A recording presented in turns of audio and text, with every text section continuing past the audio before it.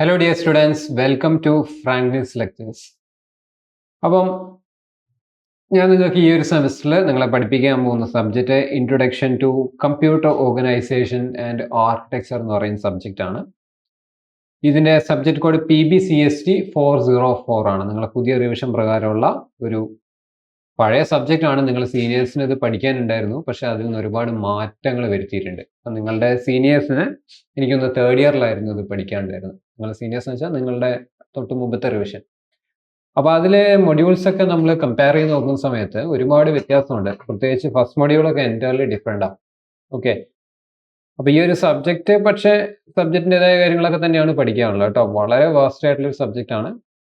Basically നമ്മളുടെ ഈ COA എന്ന് ഷോർട്ട് ഫോമിൽ വിളിക്കുന്ന കമ്പ്യൂട്ടർ ഓർഗനൈസേഷൻ ആൻഡ് ആർക്കിടെക്ചർ.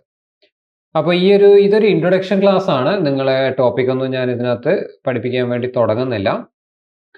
ഈ ഒരു സബ്ജക്റ്റിനെ പറ്റി എന്താണ് ഈ സബ്ജക്റ്റ് എന്നും അതേപോലെ തന്നെ ഇതിൻ്റെ എക്സാമിനേഷൻ്റെ ക്രെഡൻഷ്യൽസ്, നമുക്ക് ഇൻറ്റേർണൽ മാർക്ക് എത്രയിലാണ് വരിക, അതിനെന്തൊക്കെയാണ് ചെയ്യേണ്ടത്, എക്സ്റ്റേണൽ മാർക്ക് എത്രയിലാണ്, അതേപോലെ തന്നെ ഇതിൻ്റെ ക്രെഡിറ്റ് എത്രയാണ്, മുമ്പ് ഈ ഒരു സബ്ജക്റ്റ് പഠിക്കാൻ വേണ്ടിയിട്ട് ഇതിനു മുമ്പ് നിങ്ങൾ ഏതെങ്കിലും ഒരു സബ്ജക്റ്റ് പഠിക്കേണ്ട ആവശ്യമുണ്ടോ, ഈ കാര്യങ്ങളൊക്കെയാണ് നമുക്ക് ഡിസ്കസ് ചെയ്യാനുള്ളത്. പിന്നെ നിങ്ങളെ ക്വസ്റ്റ്യൻ പേപ്പറിൽ എത്ര പെർസെൻറ്റേജ് മാർക്ക്, എങ്ങനെയൊക്കെ ഏതൊക്കെ പാർട്ടിൽ നിന്ന് എത്രയൊക്കെ ക്വസ്റ്റ്യൻസ് ആണ് നിങ്ങൾ അറ്റൻഡ് ചെയ്യേണ്ടത്, അതിനൊക്കെ എത്ര മാർക്കാണ്, ഈ കാര്യങ്ങളൊക്കെയാണ് പറയുന്നത്. അപ്പോൾ എന്തായാലും പതിയെ നമുക്ക് സബ്ജക്റ്റിലേക്ക് കടക്കാം. ഇൻട്രസ്റ്റിംഗ് ആയിട്ടുള്ള സബ്ജക്റ്റ് തന്നെയാണ്, ബുദ്ധിമുട്ടൊന്നുമില്ല. അപ്പം നിങ്ങളെ കമ്പ്യൂട്ടർ സയൻസ് പേപ്പേഴ്സ് വെച്ച് നോക്കുകയാണെങ്കിൽ അങ്ങനെ കോർ പ്രോഗ്രാമിംഗ് പേപ്പറൊന്നുമില്ല. ഇതിൽ പ്രോഗ്രാമിംഗ് ഒന്നും ഇല്ല എന്ന് തന്നെ വേണമെങ്കിൽ പറയാം. പിന്നെ ഒരു പ്രോഗ്രാമിൻ്റെ ബേസിക് ആയിട്ടുള്ള സ്ട്രക്ചർ അറിഞ്ഞാൽ നമുക്ക് ഇതിനകത്ത് കുറച്ച് കാര്യങ്ങളൊക്കെ മനസ്സിലാക്കാൻ എളുപ്പമാണ്, അത്രയേ ഉള്ളൂ. സത്യം പറഞ്ഞാൽ ഇത് ഇലക്ട്രോണിക്സുകാർക്കും ഇലക്ട്രിക്കലുകാർക്കും ഒക്കെ ഇതിൻ്റെ ചെറിയ വേരിയേഷൻസിൽ പല സബ്ജക്റ്റുകളും പഠിക്കാനുണ്ട്. പേര് COA എന്നല്ല എന്ന് മാത്രം. ഓക്കെ, അപ്പം കോമൺ ആയിട്ട് ആർക്കും പഠിക്കാവുന്ന ഒരു സിമ്പിൾ സബ്ജക്റ്റ്. പക്ഷേ നിങ്ങൾക്ക് കമ്പ്യൂട്ടർ സയൻസിനാണ് കുറച്ചുകൂടി എന്താ പറയുക ഇമ്പോർട്ടൻസ് എന്ന് ഞാൻ പറയും. ഒരുപാട് ബേസിക് ആയിട്ടുള്ള കാര്യങ്ങളാണ് ഇതിനകത്ത് പഠിക്കാനുള്ളത്. പ്രത്യേകിച്ച് ഒരു കമ്പ്യൂട്ടറിൻ്റെ പ്രോസസ്സർ എങ്ങനെ ഒരു സോഫ്റ്റ്വെയറിൽ റൺ ചെയ്യുന്നു എന്നുള്ള കാര്യങ്ങളൊക്കെയാണ് നമുക്ക് പഠിക്കാനുള്ളത്. യെസ്, അപ്പോൾ നമുക്ക് ഇതിൻ്റെ ഒരു ഇൻട്രൊഡക്ഷൻ സൈഡിലേക്ക് നോക്കാം. കോഴ്സ് ഡീറ്റെയിൽസ് ആണ് ആദ്യം. അപ്പോൾ ഇതിൻ്റെ സബ്ജക്റ്റ് കോഡ് എന്ന് പറയുന്നത് PBCST 404 ആണ് കോഴ്സ് കോഡ്.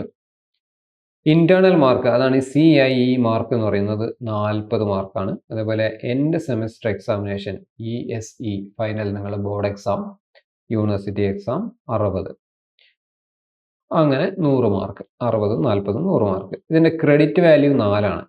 ഈ ക്രെഡിറ്റ് വാല്യൂ എന്താണെന്നറിയോ? ക്രെഡിറ്റ് വാല്യൂ എന്ന് പറയുന്ന ഈ ഒരു നമ്പർ കൂടി വരുന്നതനുസരിച്ച് നമ്മൾ മനസ്സിലാക്കേണ്ടത് എന്താ വെച്ചാൽ ഈ ഒരു സബ്ജക്റ്റ് നമ്മളുടെ കോർ പേപ്പറാണ് എന്നാണ്. ഓക്കെ, നമുക്ക് നമ്മളുടെ കോർ അല്ലാത്ത മറ്റ് പല കാര്യങ്ങളും കൂടി നമുക്ക് പഠിക്കാനുണ്ടാവും. അപ്പോൾ നിങ്ങൾക്ക് ഇലക്ട്രോണിക്സുകാരുടെ സബ്ജക്റ്റൊക്കെ പഠിക്കാനുണ്ടാവും, അല്ലെങ്കിൽ ഇലക്ട്രിക്കലുകാരുടെ സബ്ജക്റ്റൊക്കെ പഠിക്കാനുണ്ടാവും. അപ്പോൾ അത് ആവശ്യമാണെന്ന് വെച്ചാൽ ആവശ്യമാണ്. ചില കാര്യങ്ങളൊക്കെ നിങ്ങൾ അറിഞ്ഞിരിക്കേണ്ട കാര്യങ്ങളുണ്ട് ഡിസൈനൊക്കെ ചെയ്യുമ്പോൾ. അതേപോലെ തന്നെ കോമൺ ആയിട്ട് എല്ലാവരും പഠിക്കുന്ന പേപ്പറുകൾ നമ്മൾ എൻവയോൺമെൻറ്റൽ സയൻസ്, അതേപോലെ തന്നെ പ്രൊഫഷണൽ എത്തിക്സ്, ഇങ്ങനെയുള്ള പേപ്പറൊക്കെ കോമൺ ആയിട്ടുള്ള പേപ്പറാണ്. പക്ഷേ അതിനൊക്കെ ക്രെഡിറ്റ് വാല്യൂ കുറവായിരിക്കും.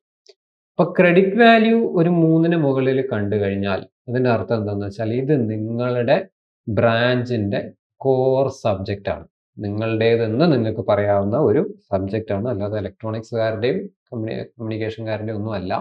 അവർക്കും ഒരുപക്ഷെ ഇത് പഠിക്കാനുണ്ടാകും, പക്ഷേ this subject belongs to computer science. Okay, 2.5 മണിക്കൂറാണ് എക്സാമിൻ്റെ സമയം എന്ന് പറയുന്നത്. ഇതിൻ്റെ പ്രീ റിക്വസൈറ്റ് എന്ന് പറയുന്നത് digital electronics and logic design ആണ്. നിങ്ങൾ പഠിച്ചു, കഴിഞ്ഞ സെമസ്റ്ററിൽ പഠിച്ചു അല്ലേ? ജിബിൻ സാറ് പഠിപ്പിച്ചിട്ടുണ്ടാവും. GAEST 305 എന്ന് പറയുന്ന സബ്ജക്റ്റ് കോഡിലുള്ള ഡിജിറ്റൽ പഠിച്ചാലേ നമുക്ക് കുറച്ച് കാര്യങ്ങളൊക്കെ ഇതിനകത്ത്, ഇനിയിപ്പം അത് കുറച്ച് അവിടെ ഇവിടെയൊക്കെ മറന്നു എന്ന് വിചാരിച്ച് പ്രശ്നമൊന്നുമില്ല. നമ്മൾ ആ ഭാഗം വരുന്ന സമയത്ത് അതൊക്കെ നിങ്ങളെ ഒന്ന് റിഫ്രഷ് ചെയ്യിപ്പിച്ചെടുക്കും. കോഴ്സ് ടൈപ്പ് തിയറിയാണോ പ്രാക്ടിക്കലാണോ, അതാണ് കോഴ്സിൻ്റെ ഡീറ്റെയിൽസ്. ഇനി ഇതിൻ്റെ ഇവാലുവേഷൻ നോക്കി കഴിഞ്ഞിട്ടുണ്ടെങ്കിൽ ഇൻറ്റേർണൽ മാർക്ക് വരുന്നത് 5 മാർക്ക് അറ്റൻഡൻസ്, 30 മാർക്ക് നിങ്ങളുടെ പ്രോജക്റ്റാണ്. അതേപോലെ 2 സീരീസ് പരീക്ഷകൾ വരും, സീരീസ് 1, സീരീസ് 2. ഇതിന് 12.5 മാർക്ക് വീതം, അങ്ങനെ ടോട്ടലി 60 മാർക്ക്. ഓക്കെ, ഇനി ഫൈനൽ എക്സാമിനേഷന് 2 പാർട്ടാണ് നിങ്ങളുടെ ക്വസ്റ്റ്യൻ പേപ്പറിൽ ഉണ്ടാവുക, part A, part B. Part എയിൽ നിന്ന് 2 ചോദ്യങ്ങളാണ് പെർ മൊഡ്യൂൾ ഉണ്ടാവുക. ഒന്നാമത്തെ മൊഡ്യൂളിൽ നിന്ന് ക്വസ്റ്റ്യൻ നമ്പർ 1 and 2, രണ്ടാമത്തെ മൊഡ്യൂളിൽ നിന്ന് 3 and 4. അത് കൃത്യം അങ്ങനെ തന്നെയായിരിക്കും. മൂന്നാമത്തെ മൊഡ്യൂളിൽ നിന്ന് ക്വസ്റ്റ്യൻ നമ്പർ 5 and 6, നാലാമത്തെ മൊഡ്യൂളിൽ നിന്ന് 7 and 8. അങ്ങനെയാണ് ഉണ്ടാവുക. അപ്പം ഈ എല്ലാ ചോദ്യത്തെയും 2 മാർക്ക് വീതമുള്ള ചോദ്യമാണ്. അപ്പോൾ 8 ചോദ്യം നമ്മൾ ആൻസർ ചെയ്യണം. 8 × 2 16 മാർക്ക് നിങ്ങളെ പോക്കറ്റിൽ. Part A. പാർട്ട് എയിൽ അങ്ങനെ ചോയ്സ് ഒന്നും ഉണ്ടാവാറില്ല, ചോയ്സ് ഇല്ല. പാർട്ട് ബിയിൽ പക്ഷെ ചോയ്സ് ഉണ്ട്. അതിൻ്റെ കണ്ടീഷൻ ഇതാ പറഞ്ഞിരിക്കുന്നത്, 2 ക്വസ്റ്റ്യൻ ഗിവൺ പെർ മൊഡ്യൂൾ. ഒരു മൊഡ്യൂളിൽ നിന്ന് 2 ചോദ്യങ്ങൾ കിട്ടും. അപ്പോൾ എ ഓർ ബി നിങ്ങൾക്ക് ഏതെങ്കിലും ഒരെണ്ണം എഴുതിയാൽ മതി. മാക്സിമം ഒരു ചോദ്യത്തിന് 2 സബ് ഡിവിഷൻ ഉണ്ടാവും. അതായത് ഇപ്പോൾ ഒരു 6 മാർക്കിൻ്റെ എസ് ആണെങ്കിൽ 3 മാർക്കിൻ്റെ 2 എണ്ണം എ ബി അങ്ങനെയും വരാം. അല്ലെങ്കിൽ ഒറ്റ ക്വസ്റ്റ്യൻ ആയിട്ടും വരാം. 6 മാർക്കിൻ്റെ ഒറ്റ ക്വസ്റ്റ്യൻ ആയിട്ടും വരാം. അങ്ങനെ 4 ചോദ്യമാണ് അറ്റൻഡ് ചെയ്യേണ്ടത്. എന്ന് വെച്ചാൽ 8 ചോദ്യം പ്രിന്റ് ചെയ്തിട്ടുണ്ടാവും. അതിൽ നിന്ന് ഓപ്ഷൻ കഴിഞ്ഞ് 4 എണ്ണം നിങ്ങൾ അറ്റൻഡ് ചെയ്യണം. ഒരെണ്ണത്തിന് 6 മാർക്ക്. അങ്ങനെ 6 4 36 മാർക്ക് അല്ലേ? 2 ഡിവിഷൻ 4 24 മാർക്ക്. 36 അല്ല 24 ആണ് കേട്ടോ. So this is 24. അങ്ങനെ നിങ്ങളിത് ആഡ് ചെയ്ത് കഴിഞ്ഞാൽ നിങ്ങൾക്ക് എത്ര മാർക്ക് കിട്ടും? 60 മാർക്ക് കിട്ടും. 24 അല്ലേ? 40ഉം 60ഉം 100 മാർക്ക്. അങ്ങനെയാണ് എക്സാമിനേഷൻ്റെ പാറ്റേൺ വരുന്നത്. ഇനി കോഴ്സ് ഔട്ട്കം CO എന്ന് പറഞ്ഞ സിലബസിൽ കണ്ടിട്ടുണ്ടാവും. ഈ CO എന്ന് വെച്ചിട്ടുണ്ടെങ്കിൽ കോഴ്സ് ഔട്ട്കം ആണ്. അതായത് നിങ്ങളെ ഈ ഒരു മൊഡ്യൂൾ പഠിപ്പിച്ചു കഴിഞ്ഞാൽ ആ മൊഡ്യൂളിൽ നിന്ന് എന്തൊക്കെ സ്കില്ലാണ് നിങ്ങൾക്ക് ഉണ്ടാവേണ്ടത്, എന്തൊക്കെ കാര്യങ്ങളാണ് നിങ്ങൾക്ക് മനസ്സിലാവേണ്ടത് എന്നാണ് ഈ CO എന്ന് പറയുന്നത് ഉദ്ദേശിക്കുന്നത്. ലിറ്ററലി നിങ്ങളുടെ സിലബസിലുള്ള കാര്യങ്ങൾ തന്നെയാണ്. അപ്പം ഓരോ യൂണിറ്റിനും ഓരോ CO കൊടുത്തിരിക്കുന്നു. CO1, CO2, CO3, CO4. Module 1, module 2, module 3, module 4 ആണ്. റൈറ്റ് സൈഡിൽ അതിൻ്റെ നോളജ് ലെവൽ കൊടുത്തിരിക്കുന്നു. K1, K2, K3 അങ്ങനെ 3 ലെവലുകളാണുള്ളത്. K1 എന്ന് പറഞ്ഞാൽ ബേസിക് ആയിട്ടുള്ള ഒരു സംഭവം എന്താണെന്ന് മനസ്സിലാക്കിയാൽ മതി. K2 എന്ന് പറഞ്ഞാൽ കുറച്ച് ഡീറ്റെയിൽ ആയിട്ട് സംഭവം എന്താണെന്ന് അറിയണം. K3 എന്ന് പറഞ്ഞാൽ നല്ല ഡെപ്തിൽ നിങ്ങൾക്ക് മനസ്സിലാക്കാൻ പറ്റണം. ഫസ്റ്റ് മൊഡ്യൂൾ മാത്രമേ K2 ഉള്ളൂ. ബാക്കിയെല്ലാം K3 ആണ്. എന്ന് പറഞ്ഞിട്ടുണ്ടെങ്കിൽ അത്യാവശ്യം നല്ല ഡെപ്തിൽ തന്നെ നമുക്ക് പഠിക്കാനുണ്ട്. ഓക്കെ, നമുക്ക് ഈ ഓരോ സിലബസിന് മുമ്പ് നമുക്ക് റെഫറൻസ് ബുക്കുകളൊക്കെ നോക്കാം, ടെക്സ്റ്റ് ബുക്കുകൾ. അപ്പോൾ ഇത് ഞാനിവിടെ വായിക്കുന്നില്ല. ഇതിനകത്ത് 2 ടെക്സ്റ്റ് ബുക്കുകളും 3 റെഫറൻസ് ബുക്കുകളും, ടോട്ടലി 5 ബുക്കാണ് നിങ്ങളെ സിലബസിൽ നിന്ന് തന്നെ എടുത്താണ് കേട്ടോ ഇത്. അപ്പോൾ ഇതിനകത്ത് എന്താ പറയുക, സറ എൽ ഹാരിസ്, വില്യംസ് സ്റ്റോളിങ്സ് ഇവരെയൊക്കെ ബുക്ക് എനിക്ക് ഒന്ന് PDF ആയിട്ട് കിട്ടും. നിങ്ങളൊന്ന് സെർച്ച് ചെയ്ത് നോക്കാം. മിക്കവാറും PDF ആയിട്ട് ഓൺലൈനിൽ ഉണ്ടായിരുന്നു. ഞാൻ സെർച്ച് ചെയ്തപ്പോൾ എനിക്ക് കിട്ടിയിട്ടുണ്ട്. എല്ലാ ബുക്കുകളും ഏകദേശമൊക്കെ നമുക്ക് വേണമെങ്കിൽ തപ്പി ഒപ്പിക്കാം. PDFകളൊക്കെ എവിടെയെങ്കിലുമൊക്കെ ആയിട്ട് നിങ്ങൾക്ക് കിട്ടും. ഈ PDF കിട്ടുമെങ്കിൽ ഞാൻ ഒരിക്കലും അത് റെക്കമെൻഡ് ചെയ്യുന്നില്ല കേട്ടോ. നിങ്ങൾ ഈ പരീക്ഷേൻ്റെ തലേദിവസം ഈ സ്ക്രോൾ ചെയ്ത് ഇങ്ങനെ മൊബൈലിൽ സ്ക്രീനിൽ വായിച്ച് പോകുന്നത് തന്നെയാണ് നിങ്ങൾക്ക് കോൺഫിഡൻസ് കുറയുന്നതും മാർക്ക് കുറയാനുള്ള കാരണം. അപ്പം നമുക്കത് ശീലമില്ല. നിങ്ങളിപ്പോൾ ഇപ്പോൾ ഉള്ള പിള്ളേരാണെങ്കിൽ ഈ 1ാം ക്ലാസ്സിലും 2ാം ക്ലാസ്സിലൊക്കെ പഠിക്കുന്ന കുട്ടികളാണെങ്കിൽ അവരിപ്പോൾ തന്നെ തോണ്ടാൻ തുടങ്ങിയിട്ടുണ്ട് അല്ലേ? അവർ സ്ക്രോൾ ചെയ്ത് തന്നെ എല്ലാം പഠിക്കുന്നത്. യുവന്മാരെല്ലാം ബിടെക്കിന് കയറുന്ന സമയത്ത് അവർക്കതൊരു വിഷയമല്ല.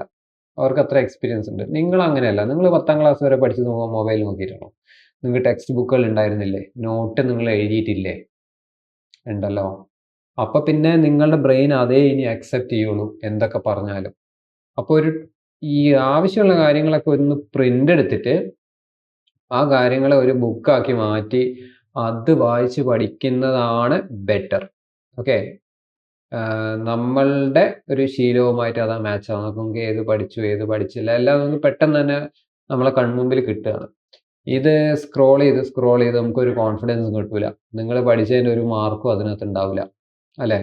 ഒരു വരയെങ്കിലും വരച്ചത് നമ്മൾ മുമ്പേ കണ്ടിട്ടുണ്ടെങ്കിൽ ഓക്കെ ഞാനിത് ഇതിനു മുമ്പ് വായിച്ചിട്ടുണ്ട് എന്തെങ്കിലും നമുക്ക് തോന്നും. കോൺഫിഡൻസ് ലെവലിനൊക്കെ വല്ലാതെ എഫക്റ്റ് ചെയ്യുന്ന ഒരു കാര്യമാണ് ഈ ഡിജിറ്റലി നമ്മൾ പഠിക്കുന്നത് കേട്ടോ. അത് മോശമാണെന്നൊന്നും ഞാൻ പറയുന്നില്ല. അത് ചെയ്യേണ്ട രീതി ചെയ്തു കഴിഞ്ഞാൽ അത് എഫക്റ്റീവാണ്.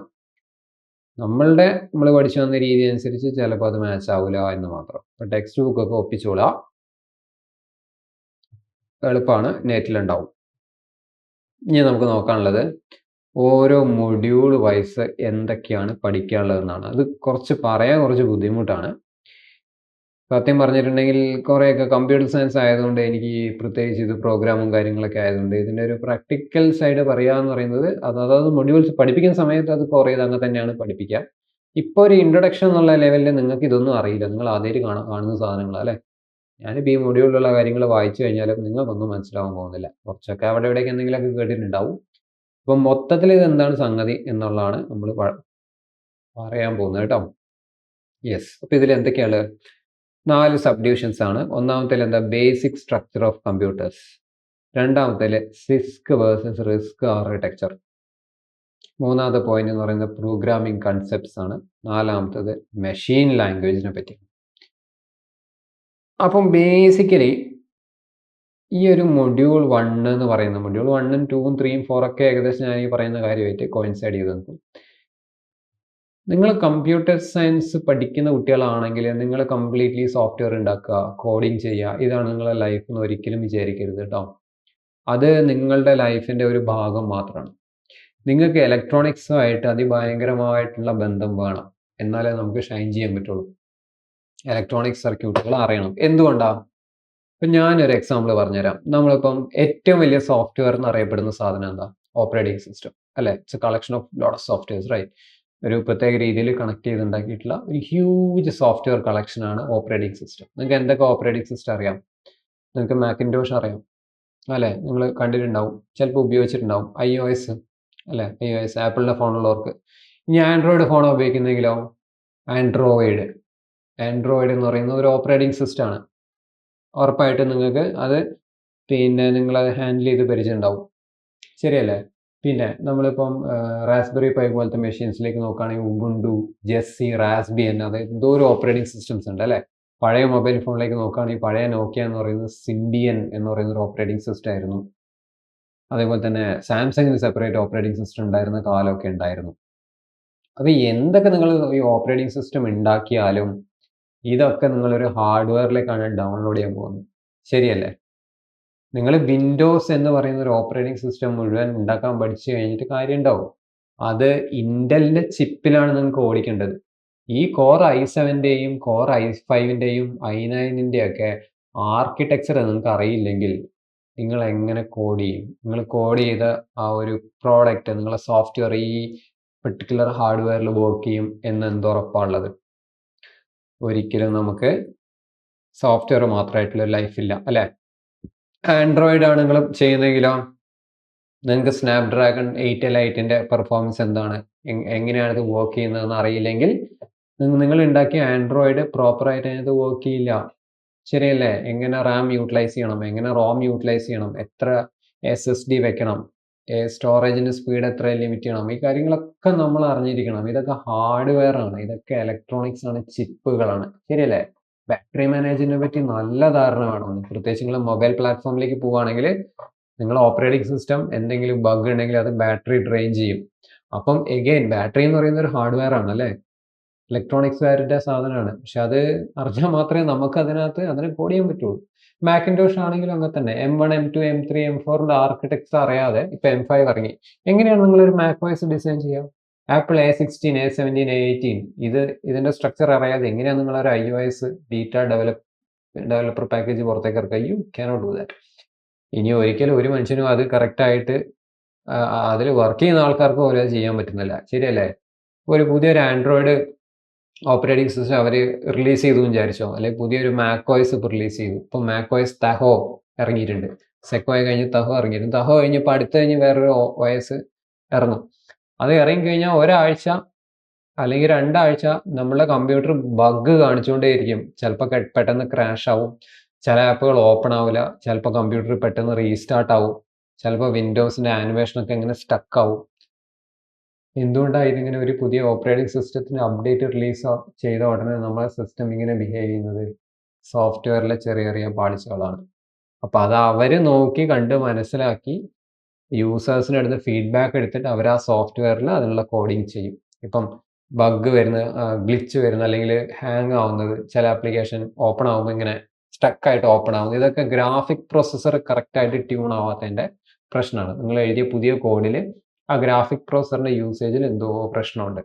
അപ്പൊ കോഡ് ചെയ്യാൻ മാത്രം അറിഞ്ഞാൽ പോരാ, ഈ ഗ്രാഫിക് പ്രോസസറിന് എന്താണ് വേണ്ടത്, എങ്ങനെ ഫീഡ് ചെയ്താലാണ് അവൻ പ്രോപ്പറായിട്ട് റെൻഡർ ചെയ്യുക, ഈ കാര്യങ്ങളൊക്കെ നമ്മൾ അറിഞ്ഞിരിക്കണം. അപ്പൊ ലെജൻസിന് പോലും ചെയ്യുന്നില്ല. അപ്പൊ iOS റിലീസ് ചെയ്ത് കഴിഞ്ഞാൽ ഒരാഴ്ച ഭയങ്കര ബഗ് ആയിരിക്കും അല്ലേ? ആ ബഗ് എല്ലാം കഴിഞ്ഞ് നമ്മൾ എന്ത് ചെയ്യും? ഒരാഴ്ച കഴിഞ്ഞ് അവർ സ്റ്റേബിൾ വേർഷൻ അങ്ങ് റിലീസ് ചെയ്യും. അത് ഇൻസ്റ്റാൾ ചെയ്തതോടുകൂടി നമ്മൾ ഏകദേശം പ്രശ്നങ്ങളൊക്കെ തീരുമാനം. എനിക്ക് തോന്നുന്നു iOS 16 ആണെന്ന് തോന്നുന്നു റിലീസ് ചെയ്ത സമയത്ത് ഉള്ള ഇൻസ്റ്റാൾ ചെയ്ത ആൾക്കാരെ മുഴുവനും ബാറ്ററി അരമണിക്കൂർ 1 മണിക്കൂർ കൊണ്ട് ഡ്രെയിൻ ആവും. അവർ ഒരു ദിവസം കൊണ്ട് ആ ഒരു ഇഷ്യൂ സോൾവ് ചെയ്ത്. ലിറ്ററലി 2 മണിക്കൂർ കൊണ്ട് ഒരു ഐഫോണിന്റെ ബാറ്ററി കംപ്ലീറ്റ് 100 to 0 ആവുമായിരുന്നു. പുതിയ അപ്ഡേറ്റ്. അത് ഭയങ്കര ഒരു ഫെയിലിയർ ആയ ആപ്പിളിനെ സംബന്ധിച്ച്. പിന്നെ അവരുടെ ഒരു നോളജ് ലെവലും അവരുടെ എക്സ്പെർട്ടൈസ് ആൾക്കാരുടെ ഒരു എന്താ പറയാ എക്സലൻസും കൊണ്ടാണ് ഒരൊറ്റ ദിവസം കൊണ്ട് അവരെന്ത് ചെയ്തു, അതിന്റെ പ്രശ്നം എന്നുള്ളത് മനസ്സിലാക്കി അവർ അടുത്ത ദിവസം അപ്ഡേറ്റ് കൊടുത്തു. ആ അപ്ഡേറ്റ് ഇൻസ്റ്റാൾ ചെയ്തപ്പോഴേക്കും 22-23 മണിക്കൂറിലേക്ക് ബാക്കപ്പ് പോയി. അപ്പൊ ഇതാണ്, നിങ്ങൾ സോഫ്റ്റ്വെയർസ് കോഡിങ് കാര്യങ്ങളൊക്കെയാണ് നിങ്ങളുടെ ജോലി എന്നുള്ളത് നിങ്ങൾ ധരിക്കേണ്ട. നിങ്ങൾ ഉറപ്പായിട്ടും ഹാർഡ്വെയർ പഠിച്ചിരിക്കണം. അങ്ങനെ ഒരു സബ്ജക്റ്റ് ആണിത്. നിങ്ങൾ പഠിക്കുന്ന സോഫ്റ്റ്വെയറും നിങ്ങൾ ഉണ്ടാക്കുന്ന, നിങ്ങൾ ജാവയിലോ സിയിലോ നിങ്ങൾ പൈത്തണിലോ ഏത് ലാംഗ്വേജിലാണെങ്കിലും നിങ്ങൾ എഴുതുന്ന കോഡ് ഒരു ഹാർഡ്വെയർ എങ്ങനെ എടുക്കും, അവൻ എങ്ങനെ റെൻഡർ ചെയ്യും, പെർഫോം ചെയ്യും എന്നുള്ളത് നമ്മൾ മനസ്സിലാക്കണം. അപ്പം there is A dominant relation between your hardware and software. ആ റിലേഷൻ ആണ് സത്യം പറഞ്ഞ ഈ മൊഡ്യൂൾ 1 കുറേ കാര്യങ്ങളൊക്കെ പറയുന്നത്. ഓഫ് കോഴ്സ് മൊഡ്യൂൾ 1 അല്ല, മൊഡ്യൂൾ 2, മൊഡ്യൂൾ 3, മൊഡ്യൂൾ 4 എല്ലാ മൊഡ്യൂളും ഇത് തന്നെയാണ് സ്റ്റോറി പറയുന്നത് കേട്ടോ. യെസ്. ഇനി കമ്പ്യൂട്ടേഴ്സിന്റെ ബേസിക് സ്ട്രക്ചർ ഒക്കെ ആദ്യം പഠിക്കാനുള്ളത്. Functional units of A computer, അതൊക്കെ ഞാൻ ഹാർഡ്ലി ഒന്ന് ഡിസ്കസ് ചെയ്ത് പോവുള്ളൂ. കാരണം അതൊന്നും നിങ്ങൾ പഠിപ്പിക്കാൻ ഒരാൾ വേണ്ട. ഒരു കമ്പ്യൂട്ടറിലേക്ക് മൗസ് കണക്ട് ചെയ്യാം, കീബോർഡ് കണക്ട് ചെയ്യാം. മൗസും കീബോർഡും ഇൻപുട്ട് ഡിവൈസ് ആണ്. ഫോണിലേക്ക് പ്രിന്റർ കണക്ട് ചെയ്യാം, മോണിറ്റർ കണക്ട് ചെയ്യാം, ഇതൊക്കെ ഔട്ട്പുട്ട് ഡിവൈസ് ആണ്. ഇതൊക്കെ നിങ്ങൾക്ക് എന്തായിരിക്കും, നിങ്ങളൊക്കെ ന്യൂ ജനറേഷൻ ആൾക്കാരാണ്, ഞങ്ങളെക്കാളൊക്കെ എത്രയോ ഹെഡാണ് നിങ്ങളൊക്കെ ആ കാര്യത്തിൽ അല്ലേ. അപ്പോൾ അതിൽ ഇൻപുട്ട് ഏതാ ഔട്ട്പുട്ട് ഏതാണെന്ന് ഇനിയും പറയണ്ട. എന്നാലും നമ്മൾ ഡിസ്കസ് ചെയ്യും കേട്ടോ, ഡിസ്കസ് ചെയ്യാനല്ല. പിന്നെ നമുക്ക് പഠിക്കാനുള്ള കുറച്ച് ഡീറ്റെയിൽ ആയിട്ടുള്ള നമ്മളെ മെമ്മറി മാപ്പിംഗ് ഒക്കെയാണ്. അപ്പം മെമ്മറി മാപ്പിംഗ് എന്ന് പറഞ്ഞാൽ നമ്മളൊരു പ്രോഗ്രാം എഴുതി കഴിഞ്ഞാൽ ഈ പ്രോഗ്രാം സത്യം പറഞ്ഞാൽ ഈ കമ്പ്യൂട്ടറിന്റെ ഏതൊക്കെ ഭാഗങ്ങളിലേക്ക് എങ്ങനെ പോകുന്നു. ഫോർ എക്സാമ്പിൾ, ഇപ്പൊ നമ്മളെ കയ്യിൽ ഇതാണ് നമ്മളെ ഒരു സിസ്റ്റം. ഇതിനകത്ത് ഒരു പ്രോസസ്സർ ഉണ്ടാവും അല്ലേ. ഇത് നമ്മളെ ഒരു സ്നാപ് ഡ്രാഗൺ പ്രോസസ്സറാണെന്ന് വിചാരിച്ചോ. ഈ പ്രോസസ്സറിന്റെ ഉള്ളിൽ റാമും റോമും അങ്ങനെയുള്ള മെമ്മറികളൊക്കെ ഇഷ്ടം പോലെ ഉണ്ടാവും. നിങ്ങൾ കോഡ് എഴുതുന്നത് എന്തിലാ? ഒരു സിസ്റ്റത്തിലാണ് നിങ്ങൾ കോഡ് എഴുതുന്നത്, ഒരു കമ്പ്യൂട്ടറിലാണ് നിങ്ങൾ കോഡ് എഴുതുന്നത് അല്ലേ. അപ്പൊ കമ്പ്യൂട്ടറിൽ നമ്മൾ കോഡ് എഴുതിയ ശേഷം ഈ കോഡ് നമ്മൾ എന്ത് ചെയ്യും? We are actually connecting it to your processor. ഇതിങ്ങനെ എന്തെങ്കിലും ഒരു കേബിൾ വെച്ച് USB കേബിളോ ഇന്റർഫേസിംഗ് കേബിൾ JTAG എന്തെങ്കിലും കേബിൾസ് വെച്ചിട്ട് നമ്മൾ ഇതിനെ കോൺഫിഗർ ചെയ്യും. കോൺഫിഗർ ചെയ്തിട്ട് ആക്ച്വലി എന്താ നടക്കുന്നത്, ഈ ഒരു കമ്പ്യൂട്ടറിലാണ് നമ്മൾ ഈ ആൻഡ്രോയിഡിന്റെ അല്ലെങ്കിൽ iOSന്റെ പുതിയ സോഫ്റ്റ്വെയർ എഴുതി ഉണ്ടാക്കുന്നത്. Then you are actually downloading this. ഇത് ഡൗൺലോഡ് ആവുന്ന എങ്ങോട്ടാ? Into the processor. കമ്പ്യൂട്ടറിന്റെ പ്രോസസറിലേക്കാണ് ഡൗൺലോഡ് ആവുന്നത് അല്ലേ. ഇത് ഡൗൺലോഡ് ആയി കഴിഞ്ഞാൽ നിങ്ങൾ ഇതിലെ ഓരോ വരിയിലും എഴുതിയ കണ്ടന്റുകൾ ഇതിനെ പല പല സ്ഥലത്തായിട്ട് സ്റ്റോർ ചെയ്തിരിക്കുന്നത്. അല്ലാതെ എല്ലാ ലൈനുകളും പോയി ഒരു സ്ഥലത്തല്ല പോയിരിക്കുന്നത്. അപ്പൊ ഏതൊക്കെ ടൈപ്പ് ആൾക്കാർ എവിടെയൊക്കെ മെമ്മറിയിൽ പോയിരിക്കും, ഈ ഒരു ഭാഗം വരുന്നത് ചിലപ്പോൾ ഇവിടെ ആയിരിക്കും ഇരിക്കുക. എന്തുകൊണ്ടാണ് അത് അവിടെ പോയിരിക്കുന്നത്, എന്തുകൊണ്ടാണ് അതിനെ അവിടെ സേവ് ചെയ്യുന്നത്, ഈ കാര്യങ്ങളൊക്കെയാണ് നമ്മൾ പഠിക്കാനുള്ളത്. ഈ സോഫ്റ്റ്വെയർ കംപ്ലീറ്റ്ലി നമ്മൾ ഡൗൺലോഡ് ചെയ്ത് കഴിഞ്ഞാൽ അത് അതിൻ്റെ ഹാർഡ് ഡിസ്കിലോ അല്ലെങ്കിൽ ഹാർഡ് ഡിസ്കിലായിരിക്കും മിക്കവാറും OS ആണ്, വലിയ സോഫ്റ്റ്വെയർ ഒക്കെ ആണെങ്കിൽ ലോഡ് ആവുക അല്ലേ. ചെറിയ പ്രോഗ്രാം ഒക്കെ ആണെങ്കിൽ റാമിൽ നിന്ന് തന്നെ റാമും തന്നെ മതി അതിനെ എക്സിക്യൂട്ട് ചെയ്തെടുക്കാൻ വേണ്ടിയിട്ട്. അപ്പോൾ എന്തായാലും ഇതിൻ്റെ കയ്യിൽ ഒരു സ്റ്റാൻഡ് ലോൺ കോപ്പി ഉണ്ടാവും. ഈ കോപ്പി വന്നു കഴിഞ്ഞാൽ പിന്നെ നിങ്ങൾക്ക് ഇതിൻ്റെ ആവശ്യമില്ല. You can disconnect the computer. Mostly നിങ്ങൾ ഈ കമ്പ്യൂട്ടർ ഒരു സെർവർ ആയിരിക്കും അല്ലേ, ഇന്റർനെറ്റിലുള്ള സെർവർ ആയിരിക്കും. അവിടെ നിന്നായിരിക്കും നിങ്ങൾ ഈ അപ്ഡേറ്റ് ഡൗൺലോഡ് ചെയ്യുന്നത്. നിങ്ങൾ ഈ ഡൗൺലോഡ് ചെയ്യുന്ന അപ്ഡേറ്റ് ആക്ച്വലി പോയിരിക്കുന്നത് എവിടേക്കാണ്, എന്തൊക്കെ സാധനങ്ങൾ എവിടേക്കാണ് പോയിരിക്കുന്നത്, എന്തിനാണ് അതിനെ അവിടെ കൊണ്ടിടുന്നത്, ഈ കാര്യങ്ങളൊക്കെയാണ് മെമ്മറി മാപ്പിൽ പഠിക്കാനുള്ളത്. അപ്പം അങ്ങനെ ഞാൻ ഓരോന്നും എക്സ്പ്ലെയിൻ ചെയ്യുന്നൊന്നുമില്ല. ഓരോ ഭാഗങ്ങൾ വരുന്ന സമയത്ത് വിത്ത് അബ്സല്യൂട്ട് പ്രാക്ടിക്കൽ എക്സാമ്പിൾ, നമ്മളൊന്നും വിർച്വലി പറയില്ല. നിങ്ങൾക്ക് മനസ്സിലാവുന്ന നിങ്ങൾ പറഞ്ഞ് മനസ്സിലാക്കിപ്പിക്കാൻ എനിക്ക് ഭയങ്കര എളുപ്പമാണ്. കാരണം നിങ്ങൾ ടെക്നോളജി ആയിട്ട് കണക്റ്റഡ് ആയി നിൽക്കുന്ന ഒരു ജനറേഷനാണ് അല്ലേ? നിങ്ങളെല്ലാവരും ഡെയിലി ഫോൺ ഉപയോഗിക്കുന്ന ആൾക്കാരാണ്. നിങ്ങൾക്കറിയാം എന്തൊക്കെ പ്രശ്നങ്ങളാണ് വരിക, എന്തൊക്കെ എങ്ങനെയാണ് ബിഹേവ് ചെയ്യുന്നത്, ഈ കാര്യങ്ങളൊക്കെ നിങ്ങൾക്കറിയാം. നിങ്ങൾക്കതെല്ലാം അറിയാവുന്നതുകൊണ്ട് എനിക്ക് പണി വളരെ എളുപ്പമാണ്. എല്ലാം പ്രാക്ടിക്കലായിട്ട് തന്നെ പറഞ്ഞുതരാം. അപ്പം ഒരു പ്രോഗ്രാമിൽ തന്നെ എന്തൊക്കെ ഭാഗങ്ങളാണുള്ളത് ഇതൊക്കെ നിങ്ങൾ കേട്ടിട്ടുണ്ടാവും. പല കണ്ടീഷൻ സ്റ്റേറ്റ്മെന്റ്സ്, ഈ ലൂപ്പുകൾ അല്ലെ, for loop, while loop, arrays ഉണ്ടാവും, ഫംഗ്ഷൻ കോൾസ് ഉണ്ടാവും, ഇൻസ്ട്രക്ഷൻ എക്സിക്യൂഷൻ സൈക്കിൾ എന്ന് പറഞ്ഞ മറ്റൊരു സാധനം പഠിക്കാനുണ്ട്. This is again related to your programming concepts. പല അഡ്രസ്സിംഗ് മോഡ്സ് പഠിക്കാനുണ്ട്, ഇൻസ്ട്രക്ഷൻ സെറ്റ് ഒക്കെ പഠിക്കാനുണ്ട്. അപ്പോൾ ഇത് ബേസിക്കലി ഒരു പ്രോഗ്രാമാണ്. ഞാൻ ഈ നേരത്തെ പറഞ്ഞ കാര്യം തന്നെയാണ് ഇതിനകത്ത് ഈ ഒരു ഡയഗ്രത്തിൽ കാണിച്ചിരിക്കുന്നത്. അതായത് ഇപ്പോൾ നമ്മളൊരു സോഫ്റ്റ്വെയർ കോഡ് നമ്മൾ എഴുതുകയാണെങ്കിൽ ഈ കോഡിനെ ആ ഒരു കമ്പൈലർ എന്ത് ചെയ്യും, ആദ്യം കമ്പൈൽ ചെയ്തിട്ട് അതിനൊരു അസംബ്ലി കോഡ് ഫയലാക്കി മാറ്റും. ഈ അസംബ്ലി കോഡ് ഫയലിന് അസംബ്ലർ ഒരു മെഷീൻ ലാംഗ്വേജ്, മെഷീൻ കോഡാക്കി മാറ്റും. ആ മെഷീൻ കോഡ് ആക്കി മാറ്റിയാൽ മാത്രമേ ലിങ്കർ ഉപയോഗിച്ച് നമുക്കിതിനെ കമ്പ്യൂട്ടറിന് വായിക്കാൻ പറ്റുന്ന രൂപത്തിലേക്ക് ആക്കാൻ പറ്റുള്ളൂ. ഓക്കെ. അപ്പോൾ ഈ കോഡ് നമ്മൾ എഴുതിയ ഡൗൺലോഡ് കൊടുക്കുന്നതിനിടയ്ക്ക് എന്തൊക്കെ കാര്യങ്ങളാണ് നടക്കുന്നത്? അതല്ലെങ്കിൽ ഒരു സോഫ്റ്റ്വെയർ അപ്ഡേറ്റ് നമ്മൾ ചെയ്ത് കഴിഞ്ഞ് നിങ്ങളെ ഫോൺ റീസ്റ്റാർട്ട് ആവുന്ന സമയത്ത് അപ്ഡേറ്റിംഗ് എന്ന് എഴുതി കാണിക്കുന്നതിൻ്റെ പുറകിൽ നടക്കുന്ന കഥകളാണ് നമുക്ക് കുറേയൊക്കെ പഠിക്കാനുള്ളത്. ഏത് യൂണിറ്റിൽ ഇതിൽ. ഇനി കുറച്ച് ഇത് ചെറിയ ചെറിയ കാര്യങ്ങളും ബ്രാഞ്ചിങ് ലൂപ്പുകൾ, പ്രോഗ്രാമുമായിട്ട് ബന്ധപ്പെട്ട കാര്യങ്ങളൊക്കെ ഇതിനകത്ത് പറയുന്നുണ്ട്. So that's quite easy to understand. വലിയ പ്രശ്നമൊന്നുമില്ല. പക്ഷേ ഇതിന് നോളജ് ലെവൽ K2 ഉള്ളൂ. വളരെ ഡെപ്തിലൊന്നും നമുക്ക് പോകേണ്ട ആവശ്യമില്ല. മൊഡ്യൂൾ 3 പക്ഷേ മൊഡ്യൂൾ 2 അങ്ങനെയല്ല. ഇത് തൊട്ട് 3 നോളജ് ലെവൽ 3 ആണ്. അപ്പോൾ ഇത് കംപ്ലീറ്റ്ലി മൈക്രോ പ്രോസസ്സറിനെ പറ്റിയാണ്. ഇപ്പോൾ ഇന്റൽ ആണെങ്കിൽ ഇന്റലിൻ്റെ ചിപ്പുകൾ നിങ്ങൾക്കറിയാം അല്ലേ? i3 ഇന്റൽ എവിടെ നിന്നാണ് ആ കഥ തുടങ്ങിയത്? ഇന്റൽ 4004 എന്ന് പറയുന്ന ഒരു മൈക്രോ പ്രോസസ്സറാണ് ഇന്റൽ ആദ്യം ഇറക്കിയത്. 1970 71 അന്നാണ് ഇറക്കിയത്. പിന്നെ 8008 ഇറങ്ങി, പിന്നെ 8051 ഇറങ്ങി, 8085 ഇറങ്ങി, 8086 ഇറങ്ങി, 8088 ഇറങ്ങി, പിന്നെ 80186 ഇറങ്ങി, 80286, 80386, 80486. 486 ഒക്കെ ആയപ്പോഴേക്കും നമ്മൾ ഇന്ന് കാണുന്ന കോലത്തിലേക്ക് കമ്പ്യൂട്ടർ മാറിയിട്ടുണ്ട്. അതായത് കമ്പ്യൂട്ടറും ഒരു CPU ഒക്കെ ഉള്ള രൂപത്തിലേക്ക് മാറി. പിന്നെ ഇന്റൽ കോർ 2 ഡ്യുവ ഇറക്കി, അതിനുശേഷം ഡ്യുവൽ കോർ ഇറങ്ങി, പിന്നെ പെന്റിയം 1, പെന്റിയം 2, പെന്റിയം 3, പെന്റിയം 4 ഒക്കെ ആയപ്പോഴേക്കും ഏകദേശം 2013 ഒക്കെ ആയി. പിന്നെയാണ് അവരുടെ റെവല്യൂഷണറി സാധനങ്ങൾ i3, i5, i7, i9 നാലെണ്ണം അവർ ഇറക്കി. 2019 വരെ അവരത് കണ്ടിന്യൂ ചെയ്തു.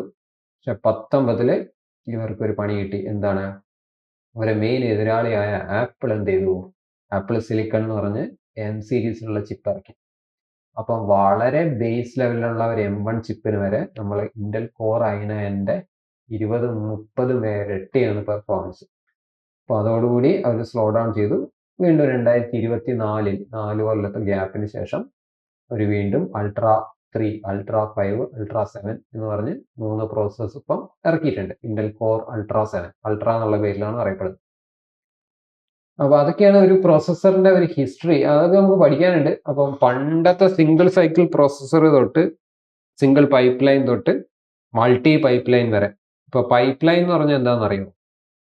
പൈപ്പ് ലൈൻ എന്ന് വെച്ചിട്ടുണ്ടെങ്കിൽ ഇപ്പം പണ്ടൊക്കെ പ്രോസസ്സർ ചെയ്തുകൊണ്ടിരുന്നത് വെച്ചാൽ ഒരു കാര്യം എടുക്കും, ആ കാര്യം എന്താണ് ചെയ്യാനുള്ളത് നോക്കും, അത് ചെയ്തു കൊടുക്കും, എന്നിട്ടാണ് അവൻ അടുത്ത ലൈൻ എടുക്കുക. അപ്പം നിങ്ങൾ സോഫ്റ്റ്വെയർ 1 by 1 ആയിട്ട് ഇങ്ങനെ എഴുതി കഴിഞ്ഞിട്ടുണ്ടെങ്കിൽ നിങ്ങളൊരു ബുക്കിന്റെ ലൈൻ എങ്ങനെയാണ് വായിക്കുന്നത് അതേപോലെയാണ് കമ്പ്യൂട്ടർ നിങ്ങളുടെ പ്രോഗ്രാം റീഡ് ചെയ്യുന്നത്. ആദ്യത്തെ ലൈൻ വായിക്കും, ആ കാര്യങ്ങൾ ചെയ്യും. രണ്ടാമത്തെ ലൈൻ വായിക്കും, ആ കാര്യങ്ങൾ ചെയ്യും. മൂന്നാമത്തെ ലൈൻ വായിക്കും, ആ കാര്യങ്ങൾ ചെയ്യും. അങ്ങനെയായിരുന്നു.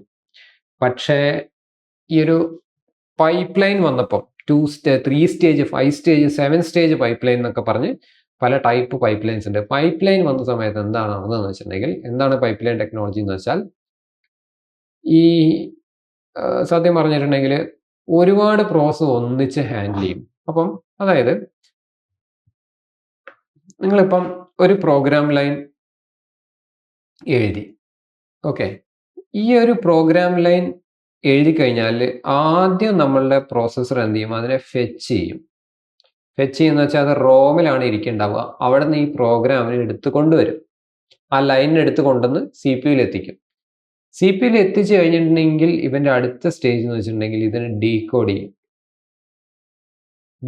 ഇതൊരു വൺസും സീറോസും ഒക്കെ ആയിട്ടാണ് നമ്മൾ ഇന്നൊരു പ്രോഗ്രാം ലൈൻ റോമിൽ കയറിയിരിക്കുന്നത്. ഡീകോഡ് ചെയ്യാന്ന് വെച്ചാൽ സത്യം പറഞ്ഞത് തുറന്നു നോക്കുക, എന്താണ് ഈ പ്രോഗ്രാമർ, ഈ പുറത്തിരിക്കുന്ന മനുഷ്യൻ അയാൾ എഴുതിയിരിക്കുന്നത്, എന്ത് ചെയ്യാനാണ് എഴുതിയിരിക്കുന്നത്. ഫോർ എക്സാമ്പിൾ ഇപ്പോൾ ബ്രൈറ്റ്നസ് കൂട്ടാനുള്ള ഒരു ലൈനാണ് വിചാരിച്ചോ. അപ്പം the line is bright plus plus. അപ്പോൾ ബ്രൈറ്റ് പ്ലസ് പ്ലസ് എന്ന് വെച്ചിട്ടുണ്ടെങ്കിൽ ബ്രൈറ്റ്നസ് കൂട്ടാനുള്ള ഒരു കോഡാണ്. അപ്പം ഈ ഒരു കോഡ് കിട്ടിക്കഴിഞ്ഞാൽ 10% ബ്രൈറ്റ്നസ് കൂട്ടണം. ഈ കോഡ് ഒരു പ്രാവശ്യം കൂടി ലൂപ്പ് ചെയ്യുകയാണെങ്കിലോ അപ്പോൾ ഒരു 10 പ്രാവശ്യം കൂടി കൂട്ടണം എന്നുള്ള കോഡാന്ന് വിചാരിച്ചോളൂ.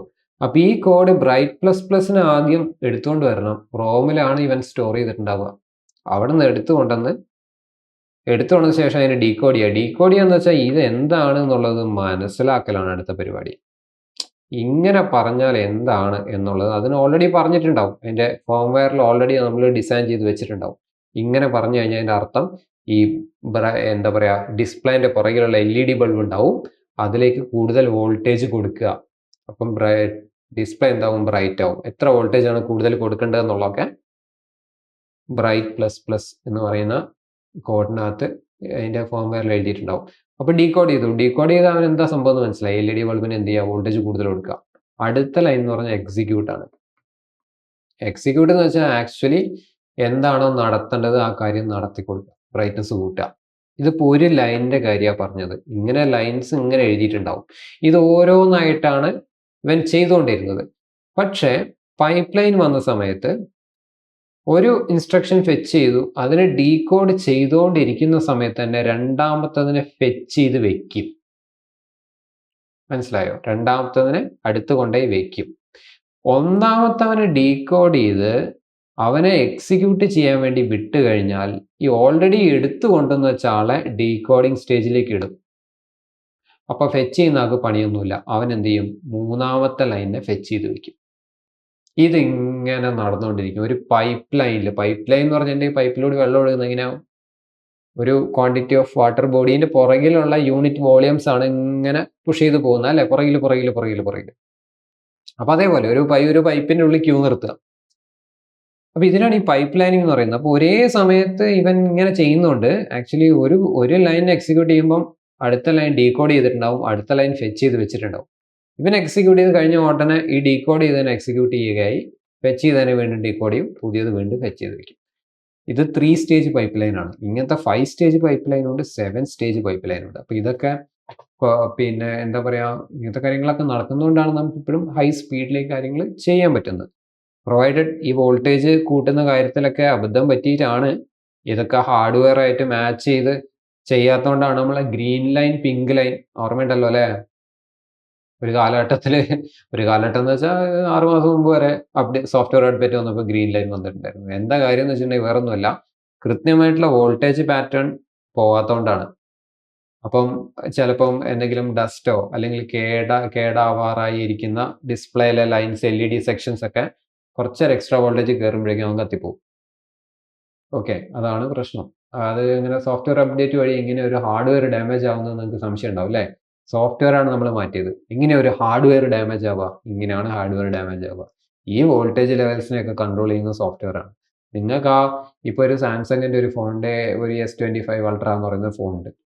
അതിൻ്റെ ഡിസ്പ്ലേയിൽ LED ബൾബിന് മാക്സിമം കൊടുക്കാൻ പറ്റുന്ന വോൾട്ടേജ് 3.2 വോൾട്ടാണ് എന്ന് നിങ്ങൾക്ക് അറിയില്ലെങ്കിൽ, നിങ്ങൾ ആ സോഫ്റ്റ്വെയർ ലൈനുള്ള ലോക്ക് ചെയ്തില്ലെങ്കിൽ ആ അപ്ഡേറ്റ് ചെയ്യുന്ന ഫുള്ള് ഫോണിൻ്റെ ഡിസ്പ്ലേ തകരാറിലാവും, ഷുവറാണ്. പിന്നെ ഇലക്ട്രോണിക്സുകാർ എക്സ്ട്രാ വോൾട്ടേജ് വന്നാലും അതിനെ തടുക്കാനുള്ള കാര്യങ്ങളൊക്കെ ചെയ്തിട്ടുണ്ടാവും. പക്ഷേ അതൊക്കെ ഫെയിലാകും, ഫോൺ ചൂടാകും, ഇങ്ങനത്തെ പ്രശ്നങ്ങളൊക്കെ വരും.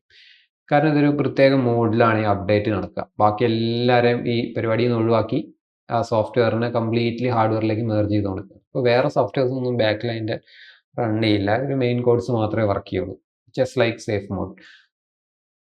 അപ്പോൾ അതൊക്കെയാണ് പഠിക്കാനുള്ളത്. എന്തൊക്കെ ഹസാർഡ്സ് ആണ്, നിങ്ങൾക്ക് എന്തൊക്കെ പ്രശ്നങ്ങളാണ്, ഭീഷണികളാണുള്ളത്, ഇങ്ങനെയൊക്കെ അതിനെ കൺട്രോൾ ചെയ്യാം. അനാലിസിസ്, പെർഫോമൻസ്, ഇതൊക്കെ എങ്ങനെ ബന്ധപ്പെട്ട് കിടക്കുന്നു, പല ടൈപ്പ് ഡാറ്റ പദ്ധതി, പൈപ്പ് ലൈൻ ആയിട്ടുള്ള എങ്ങനെയാണ്, പൈപ്പ് ലൈൻ അല്ലാത്ത എങ്ങനെയാണ്, പിന്നെ ഇൻസ്ട്രക്ഷൻ സൈക്കിൾ, ഇൻസ്ട്രക്ഷൻ സീക്വൻസ് എന്നൊക്കെ പറഞ്ഞ് ഇവിടെ പഠിച്ചിട്ടുണ്ടാവും. ഇവിടെ പോയി ഇൻസ്ട്രക്ഷൻ എക്സിക്യൂഷൻ സൈക്കിൾ, ഇതാണ് ഞാൻ ഈ പറഞ്ഞ fetch decode execute. Instruction execution cycle എന്ന് പറഞ്ഞാൽ ഫെച്ച് ഡീകോഡ് എക്സിക്യൂട്ട്. പഠിക്കുന്ന സമയത്ത് പറഞ്ഞു തരാം കേട്ടോ ഡീറ്റെയിൽ ആയിട്ട്. നമ്മളെ ജോലി ഇപ്പം എന്താ, ജസ്റ്റ് ഒരു ഇതിൻ്റെ ഒരു ഔട്ട്ലൈൻ കൊടുക്കുക. അപ്പോൾ ഇതെല്ലാം കൂടി ഇതിൻ്റെ ഒരു മൈക്രോ ആർക്കിടെക്ചർ എന്ന് പറയാം. അപ്പോൾ ആർക്കിടെക്ചർ എന്ന് വെച്ചിട്ടുണ്ടെങ്കിൽ ബേസിക്കലി എന്താ, നിങ്ങളെ കോളേജിൻ്റെ ഒരു ആർക്കിടെക്ചർ വരയ്ക്കാൻ പറഞ്ഞാൽ നിങ്ങൾ വരയ്ക്കൂലേ?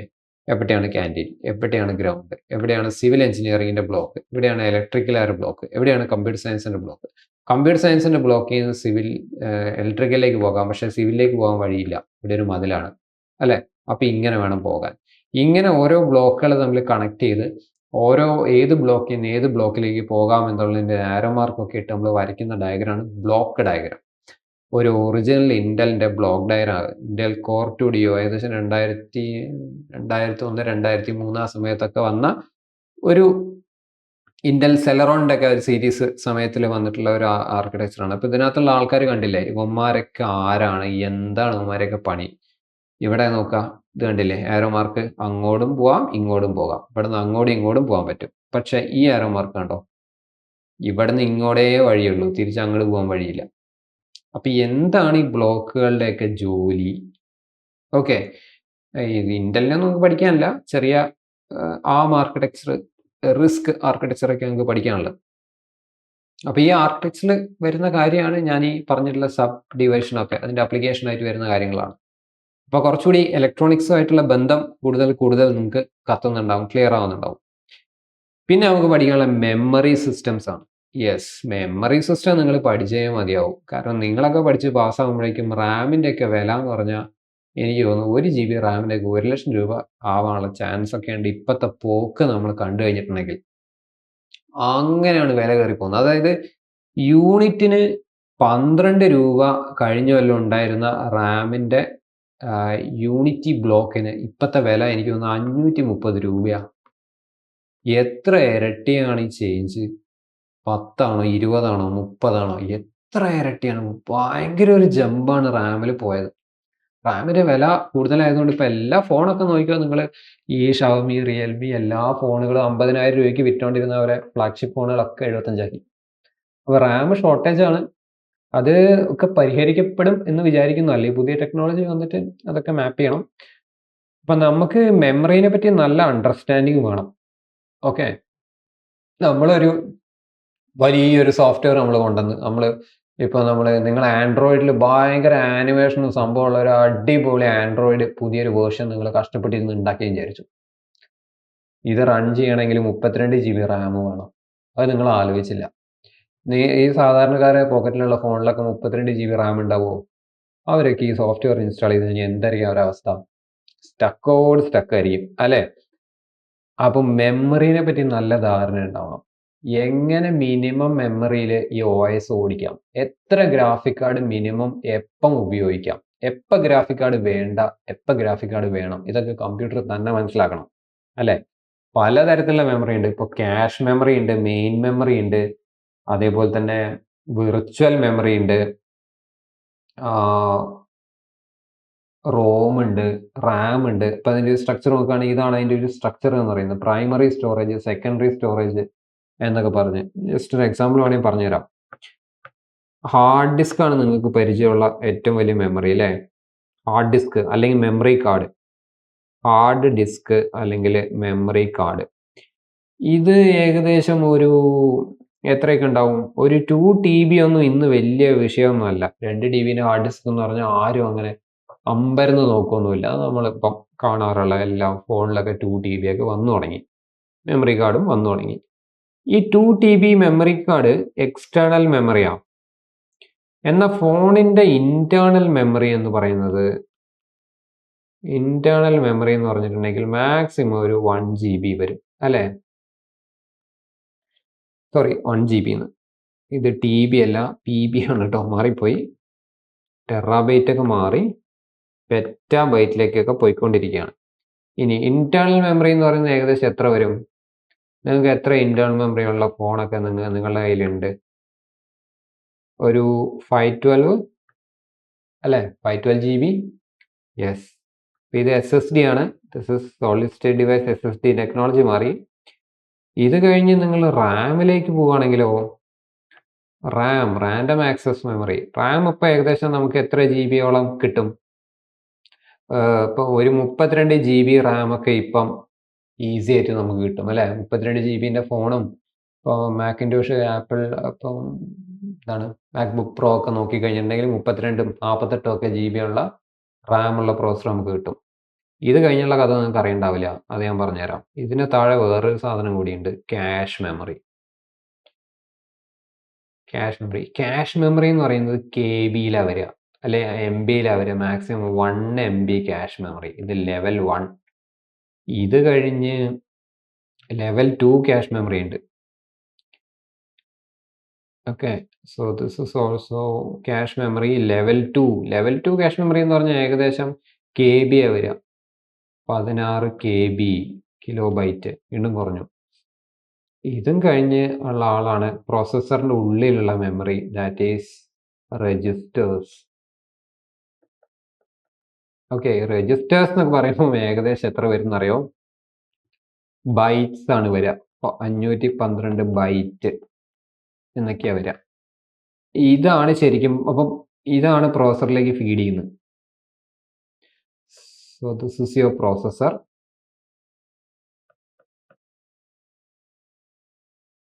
ഓക്കെ, അപ്പം എങ്ങനെ ഇത് നടക്കുന്നതെന്നറിയോ? നിങ്ങളെ ഹാർഡ് ഡിസ്കിൽ ഒരു പാർട്ട് ഉണ്ടെങ്കിൽ ആ പാർട്ട് നിങ്ങൾ ഡബിൾ ക്ലിക്ക് ചെയ്താൽ അത് ഇന്റേണൽ മെമ്മറിയിലേക്ക് കോപ്പിയായി, അവിടെ നിന്ന് റാമിലേക്ക് കോപ്പിയായി, റാമിൻ്റെ ഉള്ളിൽ നിന്ന് ക്യാഷിലേക്ക് വന്ന്, ക്യാഷിൽ നിന്ന് രജിസ്റ്ററിലേക്ക് വന്ന്, അവിടെ നിന്നാണ് ഈ സാധനം പ്രോസസ്സറിലേക്ക് വന്ന് സ്പീക്കറിലൂടെ പ്ലേ ആവുന്നത്. ഇത്രയും കാര്യങ്ങൾ നടക്കുന്നുണ്ട്. അപ്പം ഇതിൽ നിങ്ങൾ മനസ്സിലാക്കേണ്ട കാര്യം, ഇപ്പം ഇത് ഒരുപാട് TB സൈസുള്ള 1000ഓളം TB സൈസുള്ള ഒരു ഹാർഡ് ഡിസ്ക് നിങ്ങൾക്ക് ഉണ്ടാക്കാൻ പറ്റുകയാണെങ്കിൽ ഇതിന് എത്ര പൈസയാവോ അത്രയും പൈസ തന്നെ ഒരു 512 ബൈറ്റുള്ള രജിസ്റ്റർ ഉണ്ടാക്കാനും വേണം. ഫോർ എക്സാമ്പിൾ, ഒരു 512 GB ഇന്റേണൽ മെമ്മറി ഉണ്ടാക്കുന്ന അതേ പൈസ തന്നെ വെറും 32 GB റാം ഉണ്ടാക്കാൻ വേണം. ഇതിനേക്കാളും ചെറുതായിരിക്കും ഇത്. ഓക്കെ, ഈ റാം എന്ന് പറയുന്നതിൻ്റെ സ്പീഡ് ഇതിൻ്റെ ഇരട്ടി സ്പീഡായിരിക്കും. ഇന്റേണൽ മെമ്മറിയിൽ ഇരട്ടി സ്പീഡായിരിക്കും റാം. ഇതിൻ്റെ പകുതി സ്പീഡേ ഹാർഡ് ഡിസ്കിനും മെമ്മറി കാർഡിനൊക്കെ ഉണ്ടാവുള്ളൂ. ഓക്കെ, ഇനി റാമിൻ്റെ ഇരട്ടി സ്പീഡാണ് ക്യാഷ് ഉണ്ടാവുക, level 1 cash. Level 2, level 3 cash വരെയുണ്ട്. ലെവൽ 2, ലെവൽ 3 എന്നൊക്കെ പറയുമ്പം ഇതിൻ്റെ 10 ഇരട്ടി സ്പീഡാവും. രജിസ്റ്റർ എന്ന് പറയുമ്പം അതിൻ്റെ സ്പീഡ് ഭയങ്കര കൂടുതലായിരിക്കും. ഒരു ലെവൽ 2 ക്യാഷിൻ്റെ 10 ഇരട്ടി സ്പീഡെങ്കിലും രജിസ്റ്ററിന് ഉണ്ടാവും. അപ്പം 32 GB റാം ഉണ്ടാക്കാനുള്ള അതേ പൈസ തന്നെ 512 ബൈറ്റ് രജിസ്റ്റർ ഇത്രയും പോകുന്ന സ്ഥലത്ത് നാനോ ടെക്നോളജി വെച്ച് ഉണ്ടാക്കാൻ നമുക്ക് ചിലവാകും. ഓക്കെ, അല്ലെങ്കിൽ ഇത് പൈസ ഒരു പ്രശ്നം അല്ലെങ്കിൽ നമ്മൾ എപ്പോഴേ വേറെ ലെവലിലേക്ക് എത്തിയേനെ. അതായത് ഒന്ന് ആലോചിച്ച് നോക്കുക, നമുക്ക് 32 GB രജിസ്റ്റർ ഉണ്ടാക്കാൻ പറ്റുമായിരുന്നെങ്കിലോ? 32 GB രജിസ്റ്റർ ഒക്കെ ഉണ്ടാക്കണമെങ്കിൽ ശരിക്കും പറഞ്ഞിട്ടുണ്ടെങ്കിൽ ട്രില്യൺസ് ഓഫ് മണി വേണം.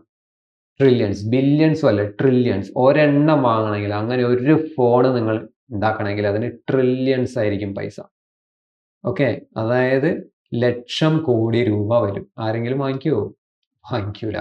അപ്പം അതുകൊണ്ടാണ് ഈ ഒരു മെമ്മറി ഓർഗനൈസേഷൻ, മെമ്മറി സ്ട്രക്ചർ സ്പീഡാണ്. അപ്പോൾ പ്രോസസ്സറിന് പെട്ടെന്ന് കാര്യങ്ങൾ ചെയ്യണമെങ്കിൽ അത് നേരെ റാമിൽ നിന്ന് എടുത്താൽ പറ്റില്ല. പ്രോസസ്സർ വാങ്ങിക്കുന്ന അതേ സ്പീഡിൽ, ഡിമാൻഡ് ചെയ്യുന്ന സ്പീഡിൽ ഡാറ്റ കൊടുക്കാൻ റാമിന് പറ്റൂല. ക്യാഷിന് കുറച്ചുകൂടി സ്പീഡിൽ കൊടുക്കാൻ പറ്റും. രജിസ്റ്ററിനാണ് പ്രോസസ്സർ വർക്ക് ചെയ്യുന്ന അതേ സ്പീഡിൽ അങ്ങോട്ടും ഇങ്ങോട്ടും ഡാറ്റ ഫാസ്റ്റ് ആയിട്ട് ഇന്റർചേഞ്ച് ചെയ്യാൻ പറ്റുന്നത്. അപ്പം നിങ്ങൾ ചിലപ്പം ഹാർഡ് ഡിസ്കിനകത്തൊക്കെ ഒരു ഗൂഗിളിൻ്റെ സൈറ്റ് നിങ്ങൾ ഡൗൺലോഡ് ചെയ്ത് നിങ്ങൾ www.google.com നിങ്ങൾ ടൈപ്പ് ചെയ്ത് ഗൂഗിളിൻ്റെ ഫ്രണ്ട് പേജ് വന്നു എന്ന് വിചാരിച്ചോ. ആ ഫ്രണ്ട് പേജ് വന്നിട്ടുണ്ടെങ്കിൽ അത് ഈ വഴി റാമിൽ എത്തിയിട്ടുണ്ടാവും. നിങ്ങളെ റാമിൽ നിന്നാണ് ഡിസ്പ്ലേയിലേക്ക് അത് പ്ലേ ബാക്ക് ചെയ്യുന്നത്.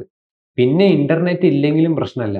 നിങ്ങൾ ഇന്റർനെറ്റ് കട്ട് ചെയ്ത് ഗൂഗിൾ അടിച്ചു കഴിഞ്ഞാൽ ഫ്രണ്ട് പേജ് പെട്ടെന്ന് തന്നെ വരും. അത് പെട്ടെന്ന് വരുന്നത് എങ്ങനെയാണെന്ന് വെച്ചാൽ ഈ ക്യാഷ് മെമ്മറിയിൽ അതിൻ്റെ ഒരു ക്യാഷ് സ്റ്റോർ ചെയ്ത് വെച്ചിട്ടുണ്ടാവും. ആ ക്യാഷിൽ നിന്നാണ് ഈ സാധനം എടുത്തിട്ട് എന്ത് ചെയ്യുന്നത്, പ്രോസസ്സറിലേക്ക് വരും ഡിസ്പ്ലേ ആവുന്നത്. പക്ഷേ പിന്നെയും നിങ്ങൾ ആ ഗൂഗിളിൽ എന്തെങ്കിലും സെർച്ച് ചെയ്യാൻ നോക്കുമ്പോഴാണ് നിങ്ങൾക്ക് സംഗതി മനസ്സിലാവുക, അയ്യോ ഇത് നെറ്റ് ഇല്ലല്ലോ എന്ന് മനസ്സിലാവും. അപ്പൊ നമ്മൾ ഏറ്റവും കൂടുതൽ ഉപയോഗിക്കുന്ന സംഭവം എന്താണോ അതിൻ്റെയൊക്കെ കോപ്പി ക്യാഷിൽ വന്ന് കിടക്കും. അപ്പൊ ആദ്യം പ്രോസസ്സർ എന്തെങ്കിലും ഒരു സാധനം വേണമെങ്കിൽ നേരെ ഇവിടെ പോയി എടുക്കുകയല്ല ചെയ്യുക. ആദ്യം അത് ഇവിടെ ഉണ്ടോ നോക്കും, ഉണ്ടെങ്കിൽ അവിടെ നിന്ന് എടുക്കും. അതല്ലെങ്കിൽ ഇവിടെ ഉണ്ടോ നോക്കും, അവിടെ മിക്കവാറും ഉണ്ടാവും, ഉണ്ടെങ്കിൽ അവിടെ നിന്ന് എടുക്കും. ഇതും വിട്ട് കഴിഞ്ഞാലാണ് ഇവൻ റാമിലേക്ക് പോയി ഈ വഴി ആ ഡാറ്റ എടുത്ത് വരുള്ളൂ. മനസ്സിലായോ? യെസ്.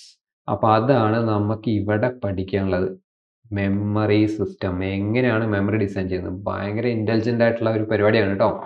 നിങ്ങൾക്ക് ഓർമ്മയുണ്ടാവും സ്നാപ്ഡ്രാഗൺ 8 Gen 3 വന്ന സമയത്ത് അത് വെച്ചുള്ള എല്ലാ ഫോണുകളും മാക്സിമം സപ്പോർട്ട് ചെയ്യുന്ന റാം എന്ന് പറയുന്നത് 64 GB ആയിരുന്നു. 64 GB മുകളിലുള്ള റാം സപ്പോർട്ട് ചെയ്യില്ലായിരുന്നു. ഓക്കെ, അതെന്തുകൊണ്ടാണ്? 64 GB മുകളിലുള്ള റാം നിങ്ങൾ ഇട്ടാലും ഈ 8 Gen 2 എന്ന് പറയുന്ന സ്നാപ്ഡ്രാഗണിന്റെ ചിപ്പ് സപ്പോർട്ട് ചെയ്യില്ല. അപ്പൊ അത് എന്താണ് സപ്പോർട്ട് ചെയ്യൂല എന്ന് പറഞ്ഞാൽ? ചില ഫോൺ നമ്മൾ വാങ്ങുമ്പോൾ അതിനകത്ത് എഴുതി വെക്കും. ഇപ്പം സാംസങ് ഗാലക്സി ഇന്ന ഫോൺ വാങ്ങുമ്പോൾ നമുക്ക് അതിനകത്ത് അടിയിൽ സ്റ്റേറ്റ്മെന്റ് ഉണ്ടാവും, എന്ത് 2 TB മുകളിലുള്ള മെമ്മറി കാർഡ് ഇടാൻ പറ്റില്ല, അവർ എഴുതി വെച്ചിട്ടുണ്ടാവും. അതെന്താ ഇപ്പോൾ ഒരു 2 TB ഒരു കണക്ക്? അതിലും കൂടുതലിട്ട് എന്താ സംഭവിക്കുക? സപ്പോർട്ട് ചെയ്യൂല, റീഡ് ചെയ്യൂല, അതെന്താ സംഗതി? അപ്പൊ അവിടെ ഒരു കണക്ഷൻ ഉണ്ട്. അതൊക്കെ നമ്മൾ എവിടെ പഠിക്കും? ഇവിടെ പഠിക്കും. ഇൻട്രസ്റ്റിംഗ് ആണ് കേട്ടോ. And finally your module 4, this is all about the input output relations. നമുക്കൊരു കമ്പ്യൂട്ടറിലേക്ക് കണക്ട് ചെയ്യാൻ പറ്റുന്ന ഇൻപുട്ടുകൾ, ഔട്ട്പുട്ടുകൾ, ഏതൊക്കെ തരത്തിൽ നമുക്ക് ഇൻപുട്ടുകൾ എടുക്കാം, ഔട്ട്പുട്ടുകൾ എടുക്കാം, എല്ലാം കേട്ടോ. ഡാറ്റ ഫ്ലോ അടക്കം. ഒരു റാമിൽ നിന്ന് ഇപ്പോൾ ക്യാഷ് മെമ്മറിയിലേക്ക് ഡാറ്റ ഫ്ലോ ചെയ്യുന്നില്ലേ, അപ്പോൾ അത് ക്യാഷ് മെമ്മറിയെ സംബന്ധിച്ച് ഒരു ഇൻപുട്ടാണ് റാമിൽ നിന്ന് വാങ്ങുക എന്ന് പറയുന്നത്. ഇനി ക്യാഷ് മെമ്മറിയിൽ നിന്ന് രജിസ്റ്ററിലേക്ക് അത് കൊടുക്കണം, അപ്പോൾ അത് ക്യാഷ് മെമ്മറിയെ സംബന്ധിച്ച് ഒരു ഔട്ട്പുട്ട് പ്രോസസ് ആണ്. അത് ഇൻട്രപ്റ്റ് ഡ്രിവൺ ആയിട്ടുള്ള ഇൻപുട്ട് ഔട്ട്പുട്ട് ഉണ്ട്. എന്താ ഇൻട്രപ്റ്റ് ഡ്രിവൺ ആയിട്ടുള്ള ഇൻപുട്ട് ഔട്ട്പുട്ട്? അതായത് ചില ഇൻപുട്ടുകൾ വന്നു കഴിഞ്ഞിട്ടുണ്ടെങ്കിൽ പ്രാധാന്യത്തിന്റെ അടിസ്ഥാനത്തിൽ ഔട്ട്പുട്ട് ഡിസൈഡ് ചെയ്യപ്പെടും. ഉദാഹരണം, നിങ്ങളിപ്പം ഫോണിൽ പാട്ട് കേട്ടോണ്ടിരിക്കുകയെന്ന് വിചാരിച്ചു. നിങ്ങൾ ഹെഡ്സെറ്റ് ഒക്കെ വെച്ചിട്ട് പാട്ടൊക്കെ വെച്ചിട്ട് കേട്ടോണ്ട് എൻജോയ് ചെയ്തുകൊണ്ടിരിക്കുക. പെട്ടെന്ന് നിങ്ങളെ ഫ്രണ്ട് നിങ്ങളെ വിളിച്ചു. ആ പാട്ട് അവിടെ നിൽക്കും. പാട്ട് അവിടെ നിന്ന് നിങ്ങളുടെ സ്ക്രീൻ, പാട്ടിന്റെ സ്ക്രീൻ മാറി കോളർ സ്ക്രീൻ വന്ന് നിങ്ങളെ ഫ്രണ്ടിന്റെ പേര് നമ്പർ എഴുതി കാണിച്ച് നിങ്ങളെ പാട്ട് പാടിക്കൊണ്ടിരുന്ന സ്പീക്കർ അവിടെ വെച്ച് കട്ടായിട്ട് ഒരു റിംഗ് ടോൺ പ്ലേ ചെയ്യുന്നു അല്ലേ? അപ്പം പ്രാധാന്യം കുറഞ്ഞ ജോലികൾ ചെയ്തുകൊണ്ടിരിക്കുന്ന സമയത്ത് പ്രാധാന്യം കൂടിയ ജോലികൾ വന്നു കഴിഞ്ഞാൽ എന്താണ് ചെയ്യേണ്ടത്? അതൊക്കെ നമ്മൾ എവിടെ ഡിസൈൻ ചെയ്യണം? ഒരു ചിപ്പിനുള്ളിൽ സോഫ്റ്റ്വെയർ പ്രോഗ്രാം എന്ന നിലയ്ക്ക് നമ്മൾ ആലോചിക്കണം. ഒരാള് അലാറം വെച്ചു. അലാറം വെക്കുമ്പോൾ നിങ്ങളെ ഫോണിൽ 5% ബാറ്ററി ഉള്ളൂ. നിങ്ങൾ ശ്രദ്ധിച്ചില്ല എന്ന് വിചാരിച്ചോ, നിങ്ങൾ അലാറം വെച്ച് കിടന്നുറങ്ങി. എന്താ നടക്കാന്നറിയോ? ഒരു 4% ആകുമ്പോഴേക്കും നിങ്ങളുടെ ഫോൺ എന്താവും? ഓഫാവും. മനഃപൂർവ്വം ഓഫാവും. അത് 1%-ലോ 2%-ലേക്ക് കുറയല്ല ചെയ്യുക, ഡയറക്റ്റ് ഓഫാവും. ഓഫായിട്ട് രാവിലെ 5 മണിക്കാണ് നിങ്ങൾ അലാറം വെച്ചതെങ്കിൽ 5 മണിയാകുമ്പോൾ അവൻ ഓണായി അലാം അടിക്കും. അപ്പൊ അലാം അടിക്കാനുള്ള ബാറ്ററി ഇല്ല എന്ന് മനസ്സിലാക്കിയ ഫോൺ തന്നെ സ്വിച്ച് ഓഫ് ആയി. ഈവൻ ഓഫായ കണ്ടീഷനിൽ നിന്ന് ഓണായി അലാം അടിക്കുന്നു. അത് നിങ്ങൾക്ക് എക്സ്പീരിയൻസ് ചെയ്തിട്ടുണ്ടാവും. നിങ്ങൾ ഫോണിൽ അലാറം വെച്ച് ഓഫാക്കിയിട്ടിട്ട് ഇരുന്ന് നോക്കും, കറക്റ്റ് സമയമാകുമ്പോൾ ഫോൺ വെയിറ്റ് ചെയ്ത് അലാം അടിക്കും. അപ്പോൾ അതൊക്കെയാണ് ഇൻട്രപ്റ്റ് സിസ്റ്റം. ചില കാര്യങ്ങൾക്ക് ഇമ്പോർട്ടൻസ്, അർജൻസി കൂടുതലായിരിക്കും. നിങ്ങൾ സിസ്റ്റം ഹാങ് ആയി, പെട്ടെന്ന് കമ്പ്യൂട്ടർ ഓഫ് ആക്കണം. ഷട്ട് ഡൗൺ ചെയ്യാനുള്ള നേരമൊന്നുമില്ല, എന്തോ ഒരു വൈറസിന്റെ ഒരു അറ്റാക്ക് ഉണ്ടായി, പെട്ടെന്ന് ഓഫ് ആക്കണം. നിങ്ങൾ പവർ ബട്ടൺ, ലാപ്ടോപ്പ് ആണെങ്കിൽ പവർ ബട്ടൺ കുത്തി പിടിച്ചാൽ മതി അല്ലേ? അപ്പൊ ഇത്ര സെക്കൻഡ് പവർ ബട്ടൺ ഞെക്കി കഴിഞ്ഞാൽ പിന്നെ സിസ്റ്റം ഓഫ് ചെയ്യായി. നിങ്ങൾ ഫയൽ സേവ് ആണോ, നിങ്ങൾ എന്താ ചെയ്തുകൊണ്ടിരിക്കുന്നത്, ഇതൊന്നൊരു വിഷയമല്ല. സിസ്റ്റം പെട്ടെന്ന് ഓഫ് ആവും. അപ്പൊ അതൊരു ഇൻട്രപ്റ്റ് ആണ്. അപ്പൊ അങ്ങനെ പ്രധാനപ്പെട്ട ജോലികൾ ചെയ്യുമ്പോൾ എങ്ങനെയാണ് ഇതൊക്കെ വർക്ക് ചെയ്യുന്നത്? എന്താണ് ഡയറക്റ്റ് മെമ്മറി ആക്സസ്, എന്താണ് ഇൻഡയറക്റ്റ് മെമ്മറി ആക്സസ്? ഓക്കെ, ഓരോ മെമ്മറി ഒക്കെ ഹാൻഡിൽ ചെയ്യാൻ വേണ്ടി ഓരോ ആൾക്കാരെ പണി ഏൽപ്പിച്ചിട്ടുണ്ട്. ഓക്കെ, അതായത് ഇപ്പം നിങ്ങൾ ഒരു കമ്പ്യൂട്ടറിൽ 2 പെൻഡ്രൈവ് കുത്തി, ഒരു പെൻഡ്രൈവിന്റെ ഉള്ളിൽ നിന്ന് വേറൊരു പെൻഡ്രൈവിന്റെ ഉള്ളിലേക്ക് ഡാറ്റ കോപ്പി ചെയ്യണം. 2 പെൻഡ്രൈവ് ഒരു കമ്പ്യൂട്ടറിലാണ് കുത്തിയത്. നിങ്ങൾ ഡ്രൈവ് ഓപ്പൺ ചെയ്യുമ്പോൾ 2 പെൻഡ്രൈവ് നിങ്ങൾക്ക് കാണാൻ പറ്റുന്നുണ്ട്. ഓക്കെ, ഇതിൽ ഒരെണ്ണത്തിൽ നിന്ന് വേറൊന്നിലേക്ക് ഡാറ്റ കോപ്പി ചെയ്യണമെങ്കിൽ നിങ്ങളുടെ ഇന്റലിന്റെ പ്രോസസ്സർ സത്യം പറഞ്ഞാൽ ഒന്നും ചെയ്യൂല. അവൻ ആ ഭാഗത്തേക്ക് തിരിഞ്ഞു നോക്കുകയില്ല. അങ്ങനത്തെ കാര്യങ്ങളൊക്കെ ചെയ്യുകയാണെങ്കിൽ അതിന് വേറെ ഒരു ആള്, വേറൊരു IC ചിപ്പ് അതിന് വേണ്ടി ഡെഡിക്കേറ്റഡ് ആയി ഉണ്ടാക്കിയിട്ടുണ്ട്, which is called DMA, direct memory access. That's what this is.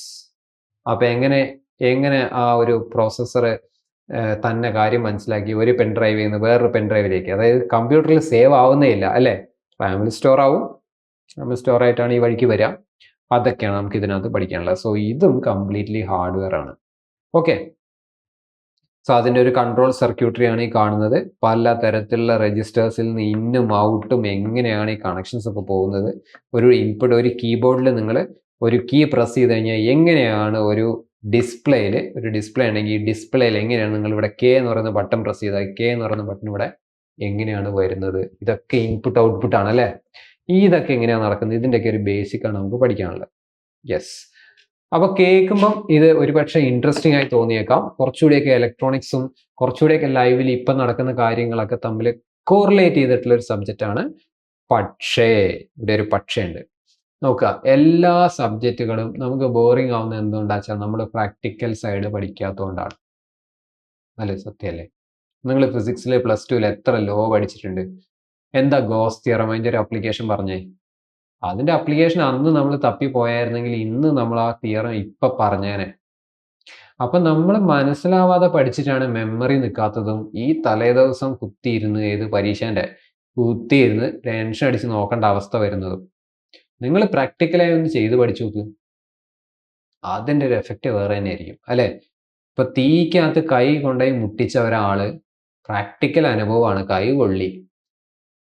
അങ്ങനെയാണെങ്കിൽ തീക്കകത്ത് കൈ വെച്ച് കഴിഞ്ഞാൽ എന്തായിരിക്കും ഉണ്ടാവുക എന്നുള്ളൊരു എസ്സേക്ക് അയാൾക്ക് ഒരു ബുക്ക് റെഫർ ചെയ്യാതെ അവനല്ല അടിപൊളിയായിട്ട് എഴുതി അവൻ ഫുൾ മാർക്ക് വാങ്ങിക്കാം അല്ലേ. എന്നാൽ തീയെ കണ്ടിട്ടില്ലാത്ത ഒരാൾ കൈ തീൻ്റെ അടുത്തേക്ക് പോലും കൊണ്ടുപോയിട്ടില്ല. തീ എന്ന് പറഞ്ഞാൽ തിയറി വായിച്ചിട്ടുണ്ട്, ഭയങ്കര ചൂടുണ്ടാവും, മഞ്ഞ കളറാണ്. അങ്ങനെയുള്ള ഒരാൾക്ക് അത് തലേദിവസം വീണ്ടും വീണ്ടും പഠിക്കേണ്ടി വരും. കാരണം അവൻ എന്താണെന്ന് അറിയില്ല.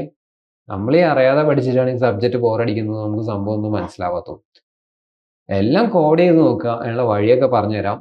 എല്ലാ സംഭവങ്ങളും പ്രാക്ടിക്കലി കോറിലേറ്റ് ചെയ്ത് പഠിക്കുക. എല്ലാ സംഭവത്തിനും ഒരു ആപ്ലിക്കേഷൻ ഉണ്ട്. ഒരു ആപ്ലിക്കേഷൻ ഇല്ലാതെ നിങ്ങൾ ലോകത്തൊന്നും പഠിക്കില്ല, ഒരു ഫിസിക്സും പഠിക്കില്ല. ഇതൊക്കെ ബേസിക്കലി ഫിസിക്സ് തന്നെയാണെന്ന് ഞാൻ പറയാം. ഒരു സയൻസ് ലോവും പഠിക്കില്ല. സയൻസിനായിട്ടുള്ള വരുന്ന സാധനമാണല്ലോ കമ്പ്യൂട്ടർ സയൻസ്. അപ്പം നമ്മൾ പഠിക്കേണ്ട രീതി ഒന്ന് നമുക്ക് മാറ്റാനുണ്ട്. മാക്സിമം ഞാൻ ശ്രമിക്കാം. പക്ഷേ ഈ ഒരു മണിക്കൂർ സമയം ആണ് എനിക്ക് ഒരു ലെക്ചറിനുള്ളത്. അതുകൊണ്ട് എനിക്ക് എത്രമാത്രം പ്രാക്ടിക്കലായിട്ട് അത് ചെയ്യാൻ പറ്റുമെന്ന് എനിക്കറിയില്ല. പക്ഷെ നിങ്ങളുടെ കയ്യിൽ 1 മണിക്കൂറല്ല ഉള്ളത്, ഒരുപാട് സമയമുണ്ട്. അതാണ് ഒരു സ്കൂൾ കുട്ടിയും ഒരു കോളേജ് സ്റ്റുഡൻറ്റും തമ്മിലുള്ള വ്യത്യാസം. കോളേജ് സ്റ്റുഡൻറ്റ് എന്ന് പറഞ്ഞാൽ ഇതിൻ്റെ പുറകെ പോയി പഠിക്കുകയാണ്. എല്ലാ കോളേജിലും ഇങ്ങനെ തന്നെയാണ്. നിങ്ങളിപ്പോൾ ഒരു സിലബസ് പഠിപ്പിക്കാൻ ആൽബർട്ട് ഐൻസ്റ്റീൻ വന്നു കഴിഞ്ഞാലും പുള്ളിക്ക് കിട്ടുന്ന 1 മണിക്കൂർ സമയം. അതുകൊണ്ട് ഇത് എന്ത് ചെയ്യാനാ? എനിക്കിപ്പോൾ ഒരു 500 മണിക്കൂർ സമയം തരികയാണെങ്കിൽ ഞാൻ നിങ്ങളെ അടിപൊളിയായിട്ട് ഒരു കമ്പ്യൂട്ടർ 2 സൈഡിൽ വെച്ചിട്ട് നിങ്ങളെ സംഗതി മുഴുവനും ഞാനത് കാണിച്ചു തന്നിട്ട് ഇവിടുന്ന് പോകും. സമയമില്ല, ഇതന്നെയാണ് എല്ലാവരെയും പ്രശ്നം. ഓക്കെ, പക്ഷെ നിങ്ങൾക്ക് അങ്ങനെയല്ല. നിങ്ങൾക്ക് ഇതിൻ്റെ പുറകെ കൂടാനുള്ള ടൈം ഉണ്ട് അല്ലേ. ഇൻസ്റ്റഗ്രാം 1 മണിക്കൂറോ ഉപയോഗിക്കുന്നെങ്കിൽ അതൊരു അരമണിക്കൂറോ ഒരു 20 മിനിറ്റൊക്കെ ആക്കിയിട്ട് ബാക്കി സമയം നമുക്ക് ഇതിനകത്തേക്ക് ഒന്ന് ചിലവഴിച്ച് നോക്കാം. ഓക്കെ, അപ്പോൾ ക്ലാസ് മുമ്പോട്ട് പോകുമ്പോൾ നോക്കാം എങ്ങനെയാണെന്നുള്ളത് കേട്ടോ. അപ്പോൾ ക്ലാസ് ബോറിംഗ് ആവുകയാണോ ഇല്ലയോ, നിങ്ങൾ ഇപ്പം എൻ്റെ ക്ലാസ് മനസ്സിലാവില്ലയോ എന്നൊക്കെ, ദാറ്റ് ഡിപ്പെൻഡ്സ് അപ്പോൺ യു. ഞാൻ മാക്സിമം എനിക്ക് എൻ്റെ ഒരു ഇൻ്റലക്ച്വൽ ഇത് വെച്ച് ഞാൻ നിങ്ങളെ പറഞ്ഞ് മനസ്സിലാപ്പിക്കാൻ വേണ്ടി ശ്രമിക്കും. ദാറ്റ് ടു മാക്സിമം പ്രാക്ടിക്കലായിട്ട്. പക്ഷെ അതിനെ പ്രോസസ്സ് ചെയ്യേണ്ടത് ആരാണ്? നിങ്ങളാണ്. അതിന് പുറകിൽ ഓടേണ്ടത് ആരാണ്? നിങ്ങളാണ്. അങ്ങനെയാണെങ്കിൽ തലേദിവസം കുത്തിയിരുന്ന് പഠിക്കേണ്ട ഒരു അവസ്ഥ ഉണ്ടാവാതെ പഠിക്കാം. That's A method of learning. Okay, yes. അപ്പോൾ എന്തായാലും നമുക്ക് സബ്ജക്റ്റ് പതിയെ പഠിച്ചു തുടങ്ങാം. ഇന്ന് എന്തായാലും ഞാൻ ഈ ഒരു ഇൻട്രൊഡക്ഷൻ ഇവിടെ വെച്ചിട്ട് സമ്മപ്പ് ചെയ്യാണ് കേട്ടോ. അപ്പം നമുക്ക് ലൈവ് ക്ലാസ്സിൽ, ഫസ്റ്റ് ലൈവ് ക്ലാസ്സിൽ തുടങ്ങി വെക്കാം. ഓർഡറിൽ തന്നെയാണ് പോകുന്നത്. മൊഡ്യൂൾ 1, മൊഡ്യൂൾ 2, മൊഡ്യൂൾ 3, 4 അങ്ങനെയാണ് തുടങ്ങി വെക്കുന്നത് കേട്ടോ. യെസ്, അപ്പം നിങ്ങളെ ഫീഡ്ബാക്കും കാര്യങ്ങളൊക്കെ നിങ്ങൾ അറിയിക്കുക. എന്തെങ്കിലും നിങ്ങൾക്ക് ഇമ്പ്രസീവായി തോന്നുകയാണെങ്കിൽ ഡെഫിനറ്റ്ലി ഫീഡ്ബാക്ക് തരണം. എന്തെങ്കിലും കാര്യങ്ങൾ മാറ്റണം. എൻ്റെ സ്പീഡ് കൂടുതലാണ്, ഞാൻ പറയുന്നത് മലയാളം കൃത്യമല്ല, മനസ്സിലാവുന്നില്ല, അങ്ങനെയൊക്കെ ഉണ്ടെങ്കിൽ അതും പറയണം. മനസ്സിലാവുന്നുണ്ടെങ്കിൽ അതും പറയണം. അതിലും വലിയൊരു ഫ്യൂവൽ ഞങ്ങൾക്ക് കിട്ടാനില്ല അല്ലേ. That's what the result what we are getting. We are expecting that. Okay, right. അപ്പോൾ നമുക്ക് ഇന്നത്തെ ക്ലാസ് സമ്മപ്പ് ചെയ്യാം. Thank you so much. Have a nice day.